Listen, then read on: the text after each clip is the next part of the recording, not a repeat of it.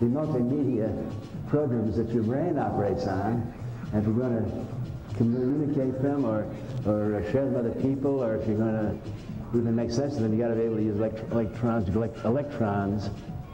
Electrons are the vehicles of the brain.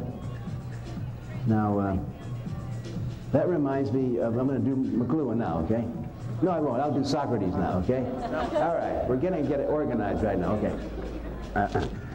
From a very early age, I've been influenced by a great Greek philosopher named Socrates. He lived about, what, 2,300 years ago. And he was a philosopher, but he was a very unusual philosopher, and one whose methods and whose techniques and whose goals I have always adopted. Socrates said something so far out, 2,300 years ago. He said, the aim of human life is to know thyself. The aim of your life is to know yourself. The aim of your life is to know yourself. Now, that's an extremely subversive doctrine, particularly in an age when there are emperors and kings and feudal system and God was running everything. Who the fuck do you think you are to have a self? You? Get back to the work, build that pyramid. The individual, there's no such thing as an individual. There's no such thing as an individual self. I mean, you're here to serve God and the Pope and the Pharaoh and all that. Nothing, and of course, Socrates' patriarch noticed right away that people that went around preaching a philosophy of divinity within and humanism and glorifying the divinity, the potential divinity of the human being, these guys got in trouble. Socrates was forced to drink the hemlock. Somebody, I guess it was Frank Barron the other night in Santa Cruz. By the way, Bruce Eisner, who stand-up Bruce. Bruce Eisner wrote the book on ecstasy, huh?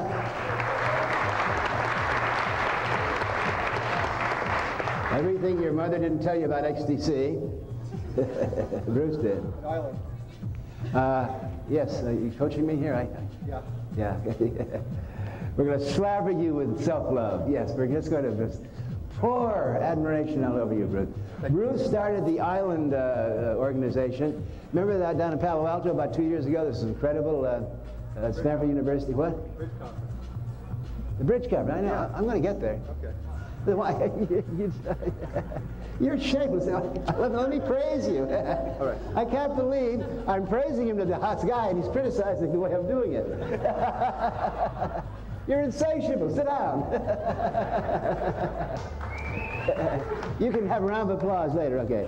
But let me tell you all about them. You can add if I don't get to it. Right. He organized the Bridge Conference, which was without any question the finest group of psychedelic scholars and scientists and fun lovers since the 60s. It was very, very respectable, too, in addition to being a good time. Then he's also started an island group down in Santa Cruz. People get to talk to each other in a small group.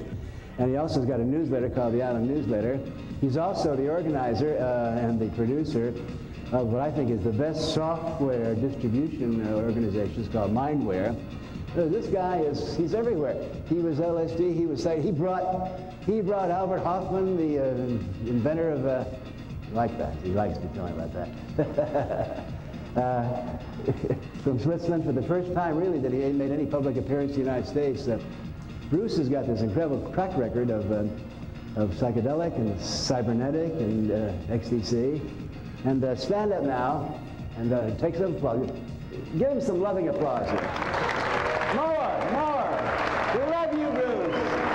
We love you, Bruce.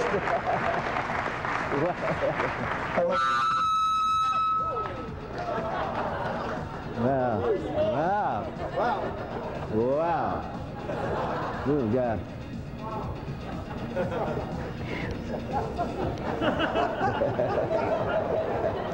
Well, that woke me up. That's a demonstration of the electricity that hangs around this man. I mean, wear rubber gloves when you're in his vicinity. I was talking about Socrates, and